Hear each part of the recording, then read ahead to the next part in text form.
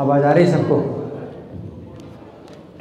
तो इस श्लोक में भगवान कहते हैं भक्त्या युक्तो, यानी भक्ति से युक्त हुआ, अर्थात भक्ति से युक्त होकर। मैं कुछ पाठ कर रहा हूँ श्री भगवान ने कहा से। तो यहाँ पर समझने की बात यह है कि यद्यपि ये अभ्यास योग की विधि भक्ति योग की विधि से अलग है, ये षट चक्र भेदन की विधि है, परंतु इस विधि में भी भक्ति का योग आवश्यक है। भक्ति की योग के बिना कोई भी विधि श्री कृष्ण की प्राप्ति नहीं करा सकती है। परंतु जहाँ तक भक्ति की बात है, हमें समझना चाहिए कि भक्ति की विधि में किसी अन्य विधि की आवश्यकता नहीं है। भक्ति के द्वारा व्यक्ति बिना किसी कठिनाई के श्री कृष्ण को प्राप्त कर लेता है। फिर अगले शब्द हैं योग बलेन च एव, अर्थात योग बल के द्वारा, है ना। तो यहाँ पर श्री कृष्ण जिस योग बल की बात कर रहे हैं वो वास्तव में अभ्यास योग का बल है, जिसमें 6 चक्रों पर ध्यान लगाया जाता है। इस उपासना में अभ्यास की आवश्यकता है। प्राणायाम पूर्वक मन को श्री कृष्ण में लगाने का नाम अभ्यास है। यह अभ्यास अणिमा महिमा आदि सिद्धि प्राप्त करने के लिए नहीं है, बल्कि केवल श्री कृष्ण को प्राप्त करने के लिए है। ऐसा अभ्यास करते हुए व्यक्ति प्राणों तथा मन पर ऐसा अधिकार प्राप्त कर लेता है कि जब चाहे वह प्राणों को रोक लेता है और मन को जब चाहे तथा जहां चाहे वहीं लगा देता है। ये योग बल अभ्यास के ही द्वारा प्राप्त होता है। जो व्यक्ति अपने जीवन काल में अपने मन को संसार से हटाने का तथा श्री कृष्ण में लगाने का अभ्यास करता है, तभी प्रयाण काल में उससे ऐसा योग बल प्राप्त होता है कि वो अपने मन को श्री कृष्ण में अचल बना सके। साधक पहले निश्चय कर ले कि अज्ञान से परे जो श्री कृष्ण तत्व है वही सबका प्रकाशक है, सबका आधार है। उस तत्व में उसकी भक्ति का विकास होना चाहिए। फिर उसका मन स्वाभाविक रूप से श्री कृष्ण तत्व में लगेगा।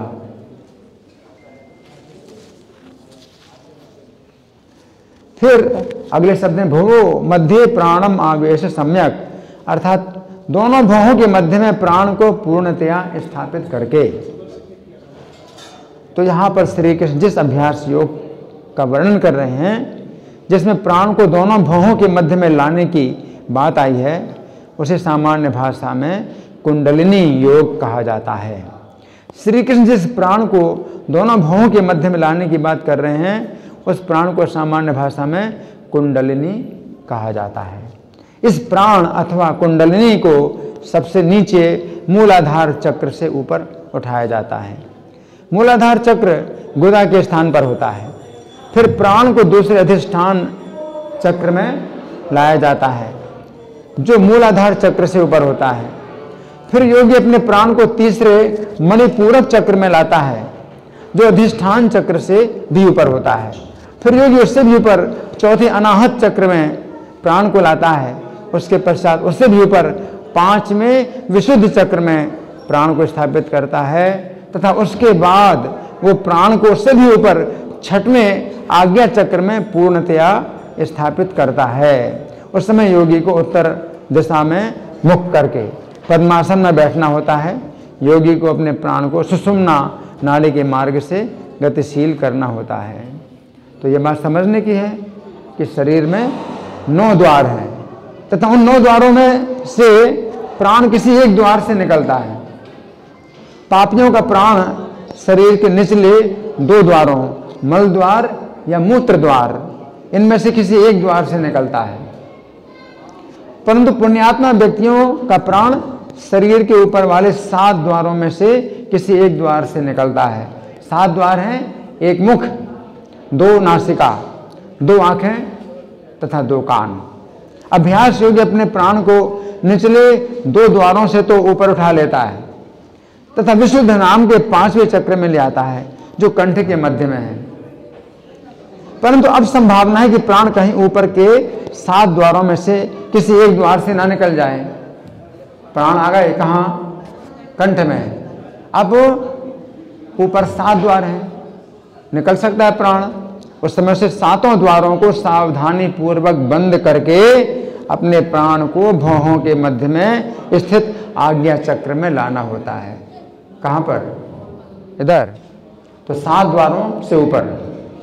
उस समय वो प्राण को शीर्ष के ऊपर लाने की तैयारी करता है ना। वो अगले श्लोक में आएगा, मूर्धन्याधाय आत्मनः प्राणम, 12वें श्लोक में आएगा। और उस सहस्रार चक्र का भेदन करके वो प्राण को छोड़ता है। इस प्रकार वो यदि श्री कृष्ण का स्मरण करता है तो श्री कृष्ण के लोक में जा सकता है, अन्यथा अपनी इच्छा के अनुसार किसी अन्य लोक में जाता है, जहाँ से उसे पुनः वापस आना पड़ता है। तो यहाँ पर श्री कृष्ण कह रहे हैं कि अभ्यास योगी अपने प्राण को भौं के मध्य में स्थापित करता है तथा श्री कृष्ण का भक्ति पूर्वक स्मरण भी करता है। तो यहाँ पर बात यही आती है कि अगर भक्ति की आवश्यकता है, बिना भक्ति के आप फिर भी कृष्ण के धाम में नहीं जा सकते। फिर आप भक्ति नहीं है तो आपकी इच्छा होगी इधर जाने की उधर जाने की, तो भटकेंगे। तो अगर भक्ति की आवश्यकता है, किसी भी योग विधि में अगर भक्ति की आवश्यकता है तो फिर केवल भक्ति का अभ्यास क्यों ना किया जाए। कोई भी योग विधि भक्ति के बिना सफल नहीं होती, लेकिन भक्ति की विधि में किसी भी योग विधि की आवश्यकता नहीं। केचित केवल या भक्त्या, केचित केवल या भक्त्या वासुदेव परायण अगम धुन्वंत कार्ष्णेन निहारम एव भास्करः। तो जैसे सूर्य का जब उदय होता है तो जितना भी कोहरा है वो अपने आप समाप्त हो जाता है, चला जाता है। उसी प्रकार से केवल भक्ति के द्वारा कुछ लोग होते हैं जो अपने संपूर्ण पापों को नष्ट कर लेते हैं। और कलयुग में क्या है? एकमात्र भक्ति की विधि, कलो भक्तिर कलो भक्तिर कलो भक्तिर प्रसिद्धति। कलयुग में केवल भक्ति ही प्रसिद्ध होगी, है ना। तो हमारे प्रभुपाद भक्ति वेदांत स्वामी प्रभुपाद ने केवल भक्ति का प्रचार किया और वो सफल हुआ। तो सफल हुआ। और ये जो भगवद गीता की जो व्याख्या लिखी है प्रभुपाद ने, उसमें भी वो भी व्याख्या किस प्रकार से लिखी है? भक्ति परक व्याख्या लिखी, भक्ति वेदांत तात्पर्य। वो तात्पर्य क्या क्या लेते हैं? भक्ति वेदांत तात्पर्य। तो प्रत्येक तात्पर्य में प्रभुपाद ने भक्ति की चर्चा की है। तो ऐसी गीता कहीं नहीं मिलेगी, भक्ति वेदांत तात्पर्य कहीं नहीं मिलेंगे। इसलिए व्यक्ति जो है भ्रमित हो जाएगा। अब मैंने श्लोकों से भ्रमित हो जाएगा, अब ये काम ये करें, है ना। तो दूसरे श्लोक में कोई दूसरी बात आती है तो वो करें, फिर तीसरी बात आती है तो ये करें। हर श्लोक में कुछ कुछ बात आती हैं तो जो है व्यक्ति जो है फंसेगा, इधर फंसेगा उधर फंसेगा। और कहीं भक्ति की बात आती है तो सोचता है भक्ति करें, लेकिन एक निश्चित दिशा मिलती नहीं हर श्लोक में। तो गीता के प्रत्येक श्लोक में, इसलिए एक श्लोक पर हम लोग चर्चा करते हैं, उसमें पूरी बात जो है भक्ति की ही होती है ना। तो इससे क्या होता है? एक निश्चित दिशा, है ना। और नहीं तो कोई व्यक्ति एक श्लोक पर चर्चा करेगा तो उसमें भक्ति का अगर नाम ही नहीं है तो भक्ति की बात आएगी ही नहीं, और व्यक्ति वो सोचेगा कि फिर यही करना है, फिर ये करना है, वो करना है ना। तो जो अंत में भगवान ने कहा मन मना भव मत भक्तो, तो जो अंतिम चरम उपदेश है भगवान का गीता का, वो प्रभुपाद ने प्रत्येक श्लोक के तात्पर्य में दे दिया, है ना। तो इससे क्या होता है? इससे क्या होता है कि हम जो है दिग्भ्रमित नहीं होते, हम दिग्भ्रमित नहीं होते। यदि कोई भी श्लोक ले रहे हैं उसी पर ही हम प्रवचन दे सकते हैं अगर प्रभुपाद की गीता है, और उसमें पूरी बात आ जाती, पूरी दिशा हमको प्राप्त हो जाती है ना। फिर ये नहीं कि इधर फिर उधर, इधर जाऊं या उधर जाऊं, इधर जाऊं, कई दिशाएं हैं, कौन सी दिशा में जाऊं, है ना। तो भगवान जो है इसलिए जो है गीता के अंत में जो बात बताते हैं, सर्वधर्मान परित्यज्य मामेकं शरणं व्रज, तो वही जो है जो अंतिम लक्ष्य है, जो चरम उपदेश है, वो प्रभुपाद गीता के हर तात्पर्य में। श्रीमद् भागवत में भी भक्ति वेदांत तात्पर्य है। यदि कोई भी श्लोक ले लिया जाए श्रीमद् भागवत का तो उसी श्लोक पर ही पूरा प्रवचन होता है, उसमें ही पूरा जो है हमें जो है संदेश मिल जाता है। पूर्ण संदेश मिल जाता है। इसलिए कहीं से भी खोलो, इसलिए प्रभुपाद कहते हैं कोई भी पुस्तक और कहीं से भी खोलो, कोई भी पृष्ठ खोलो, उसी में ही जो है आपको पूर्ण संदेश प्राप्त हो जाता है ना। तो आप भटकेंगे नहीं, बिल्कुल नहीं भटकेंगे, है ना। तो ये जो है मतलब विशेषता है प्रभुपाद के, जो तात्पर्य है उनकी यही विशेषता है कि आप जो है मतलब बिल्कुल नहीं भटकेंगे।